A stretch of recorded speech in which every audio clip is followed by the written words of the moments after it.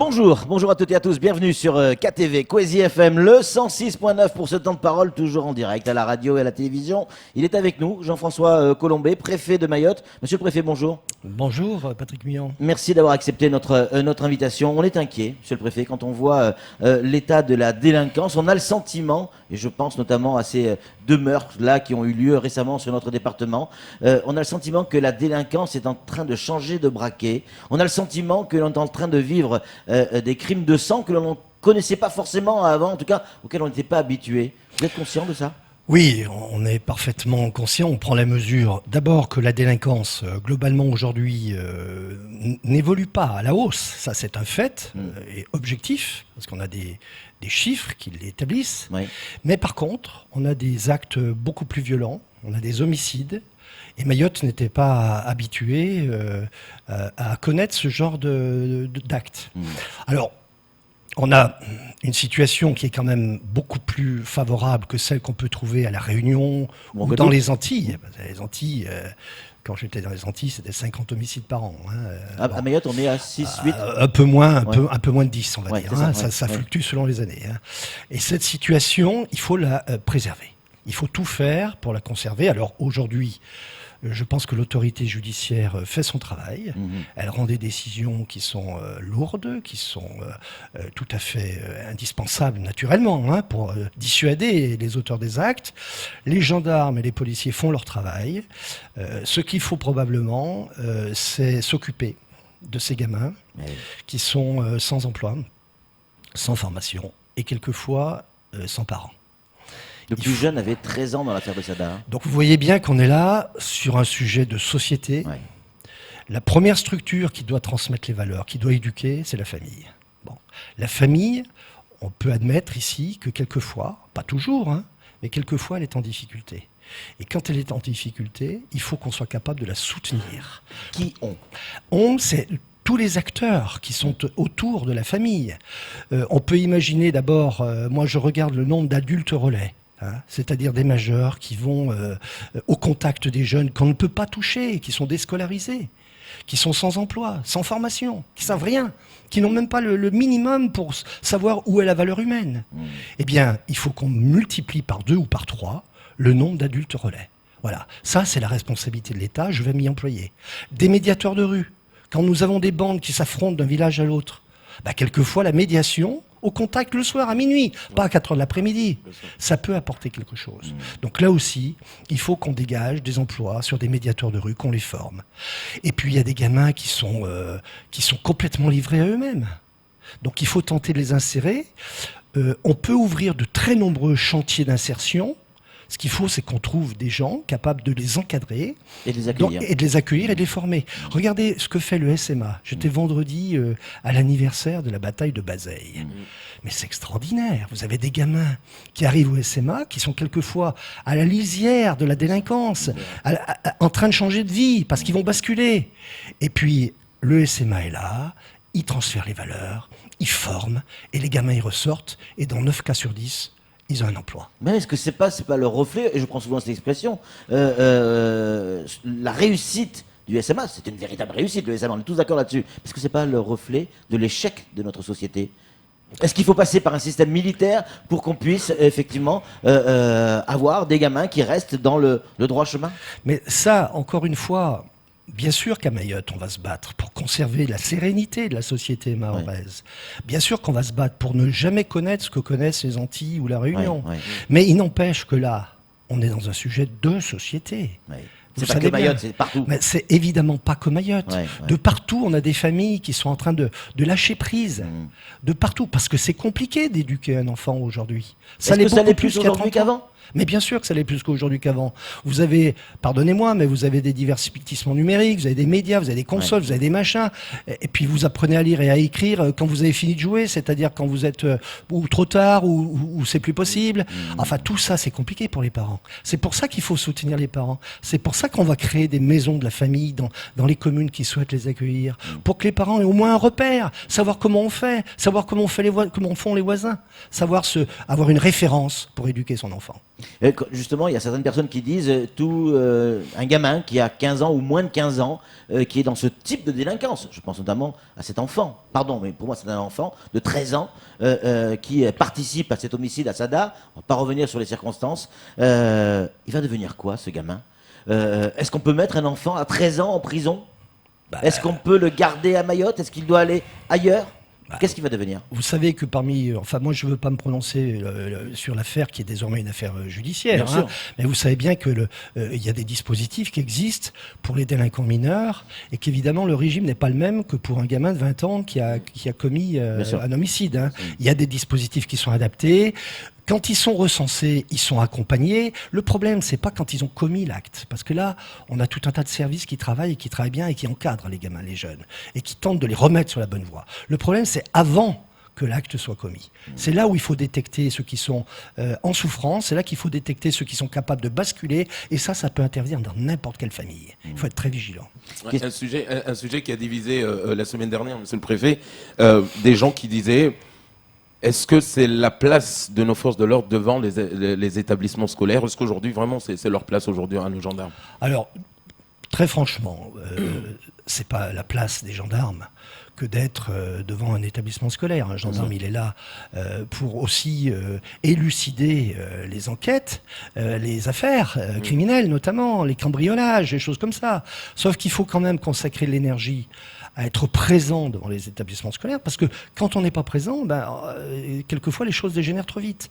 Donc, commençons par le commencement. Éducation. L'éducation nationale, l'institution fait son job. Moi, j'ai vu le jour de la rentrée des enseignants motivés, disponibles. J'ai vu des chefs d'établissement absolument remarquables qui prennent des initiatives. L'éducation nationale. C'est vrai, mais 3 jours après, il y a eu un meurtre. Oui, il y a eu un meurtre parce qu'il y a des gamins qui sont complètement en dehors des circuits, qui sont plus scolarisés, qui ne sont plus maîtrisés par leur famille, et notamment souvent par la mère, qui tient la famille à Mayotte, parce que c'est trop compliqué pour elle, parce qu'elle travaille en même temps, parce que c'est difficile. Voilà. Eh bien, ces gamins-là, il faut qu'on soit au contact d'eux, il faut qu'on ait des médiateurs dans la rue, il faut qu'on ait des adultes relais capables de jouer le rôle de parents, quelque part, et il faut qu'en même temps, on ait des maisons dans les communes où les familles qui ne savent plus faire puissent se rendre pour trouver de la ressource. On a des questions et des réactions. Bonjour, monsieur le préfet. À Mayotte, on sait éduquer nos enfants, mais quand on veut le faire, la justice est derrière nos fesses. Bon, c'est un peu cru. Ces gamins savent qu'ils sont intouchables. Est-ce que là, il n'y a pas aussi un problème? Ce genre de questions, c'est pas la seule. Il y en a au moins une dizaine sur le même thème. Oui, alors il faut mesurer les choses. Ouais. C'est vrai que la structure familiale a évolué depuis quelques décennies à Mayotte. Ouais. Effectivement, le mode d'éducation des enfants n'est plus le même. Tout simplement parce que la loi, et notamment la loi française, précise un certain nombre de règles qu'il faut respecter. Et donc, c'est ça que je comprends, c'est qu'il y a des familles qui sont déstabilisées par ça, qui savaient probablement très bien faire avant, et qui aujourd'hui savent un peu moins faire. D'où l'utilité de ces maisons de la famille, que j'appelle de mes voeux, pour voir comment font ceux qui arrivent à éduquer leurs enfants. Parce qu'il ne faut pas non plus noircir le tableau.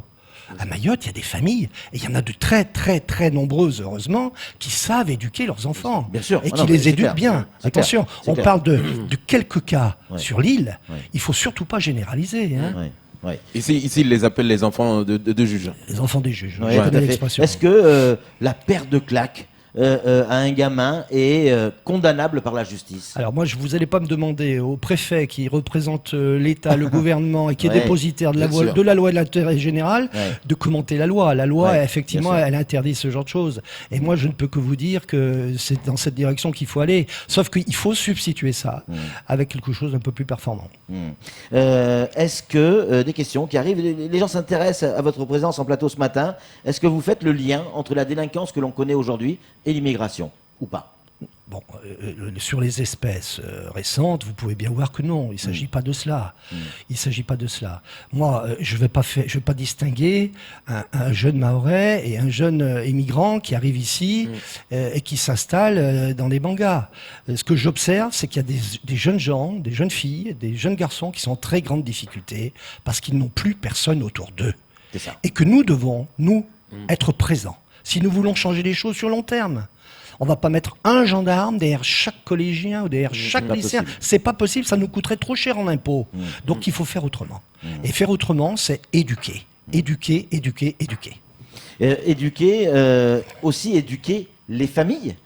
Qui doivent éduquer, parce que tout le monde, vous le disiez avec d'autres mots tout à l'heure, mais tout le monde n'est pas apte, ou en tout cas n'a pas les codes pour éduquer un gamin dans la société dans laquelle on vit. Absolument, vous avez raison, mais ça n'est absolument pas propre à Mayotte. Hein. Ouais. Vous savez, à Lille aussi, à Toulouse aussi, il y a plein de parents qui ne savent plus faire. Ouais. Parce qu'ils sont confrontés à cette société qui est extrêmement numérisée et où les enfants nous échappent. Mais nous tous, enfin vous, moi, j'imagine, on a tous des difficultés à éduquer nos enfants. Il ne faut pas montrer Mayotte du doigt dans cette affaire. Sauf que nous sommes à Mayotte, donc on va travailler sur Mayotte. Oui, sauf qu'avant, on ne connaissait pas ça.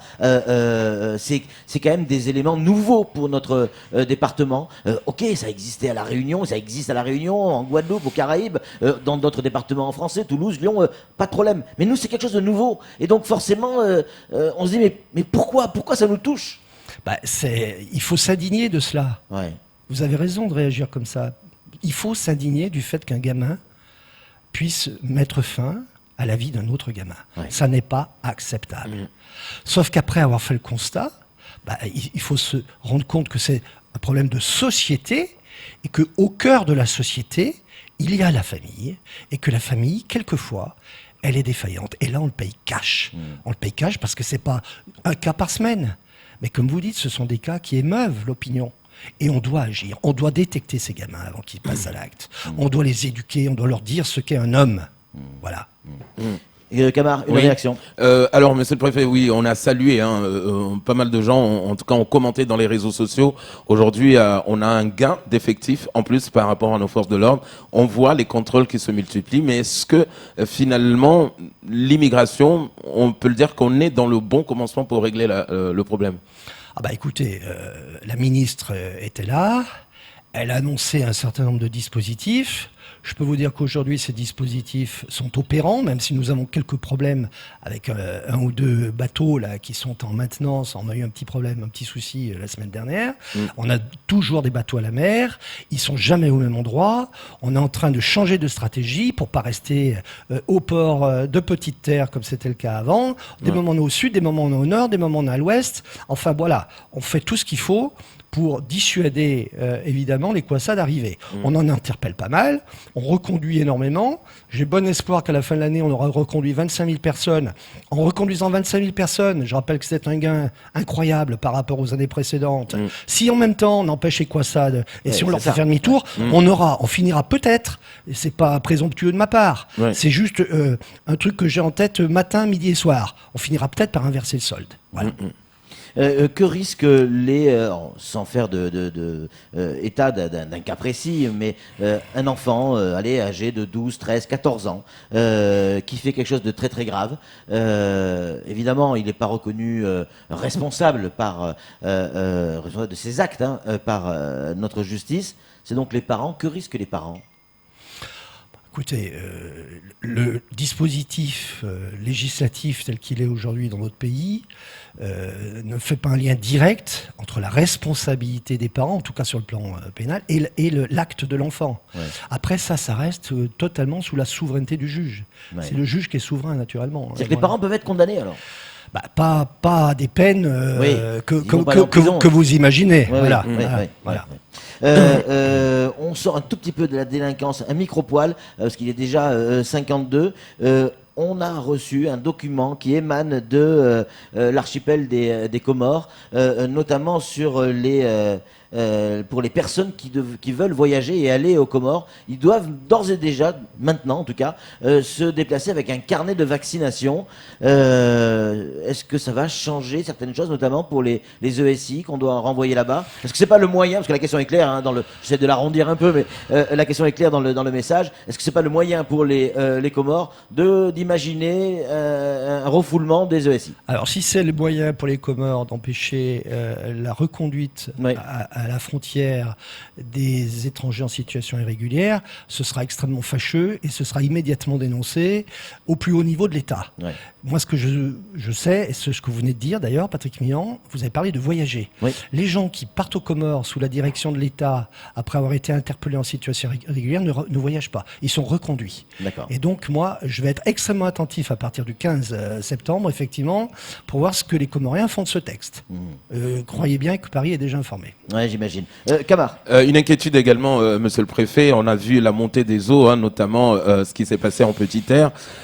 Là, les gens se posent des questions sur notre piste longue, les gens se posent des questions sur notre sécurité. Si un jour devrait avoir, par exemple, un tsunami, qu'est-ce qu'on peut leur dire aujourd'hui à la population? Alors, ce qu'on va faire, parce que j'observe que peut-être nous aurions dû déjà le faire, c'est qu'on va expliquer aux gens, on va aller dans les villages, on va organiser des réunions avant la fin de l'année pour expliquer déjà en shimaoré, hein, pour que tout le monde puisse bien comprendre ce qu'est le phénomène qui est en train d'émerger au large des côtes mahoraises. On va déjà commencer par ça, expliquer ce qui se passe.